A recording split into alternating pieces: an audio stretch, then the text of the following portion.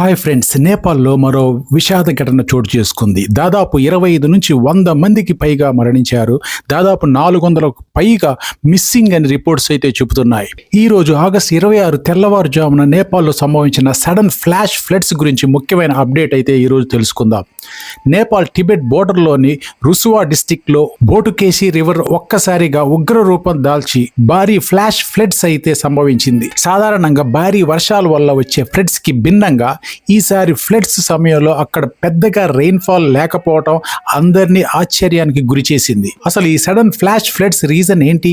Preliminary scientific assessment ప్రకారం చూస్తే Himalayan reason లో ఎత్తైన ప్రాంతాల్లో ఐస్ రాక్ అవలంచీస్ జరిగినట్లుగా తెలుస్తుంది. అందువలన లండన్ రివర్ కు టెంపరరీ బ్లాకేజ్ అయితే ఏర్పడి ఉండొచ్చని ఎక్స్పర్ట్స్ భావిస్తున్నారు. ఈ బ్లాకేజ్ ఒక్కసారిగా సడన్ బ్రేక్ అవడంతో భారీగా వాటర్, మడ్ అండ్ రాక్స్ కిందికి దూసుకొచ్చి బోటుకేసి రివర్ ను ఉధృతం చేశాయని అంటున్నారు. ఇదే సమయంలో టిబెట్ బోర్డర్ ప్రాంతంలో 4.4 మాగ్నిట్యూడ్ ఎర్త్ క్వేక్ కూడా నమోదైనట్టు తెలుస్తుంది. అయితే ఈ ఎర్త్ క్వేక్స్ నే ఫ్లడ్స్ కు డైరెక్ట్ కాజ్ అని ఇంకా అఫీషియల్ కన్ఫర్మ్ ఇన్ఫర్మేషన్ అయితే రాలేదు.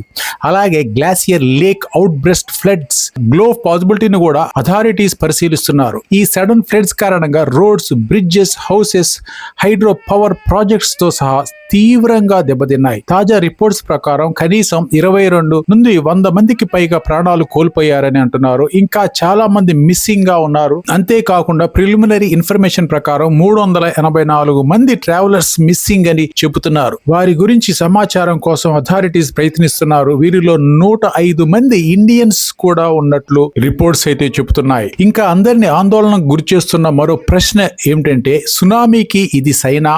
ముఖ్యంగా నేపాల్ ప్రజలు, నార్త్ ఇండియన్ బోర్డర్స్ లో ఉన్న ప్రజలు ఎంతో ఆందోళనకు గురవుతున్నారు. అయితే ప్రస్తుతం సైంటిఫిక్ డిజాస్టర్ మేనేజ్మెంట్ ప్రకారం నేపాల్లో జరిగిన ఈ సంఘటనకు సునామీతో ఎలాంటి సైంటిఫిక్ కనెక్షన్ లేదని అంటున్నారు.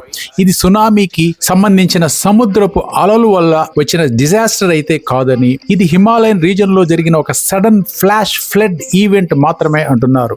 సింపుల్ గా చెప్పాలంటే ఇది ఒక ice rock avalanche, river blockage, sudden water release, flash flood అని నిర్ధారించారు. ప్రస్తుతం ఎగ్జాక్ట్ కాజ్ పై సైంటిఫిక్ ఇన్వెస్టిగేషన్ అయితే కొనసాగుతుంది. కానీ ఒక్క విషయం మాత్రం క్లియర్, ఇది ఒక serious Himalayan flash flood disaster అయినా రాబోయే విపత్తుకి డేంజరస్ సైన్ అని మాత్రం ప్రజల ఆందోళనలో అయితే ఉన్నారు.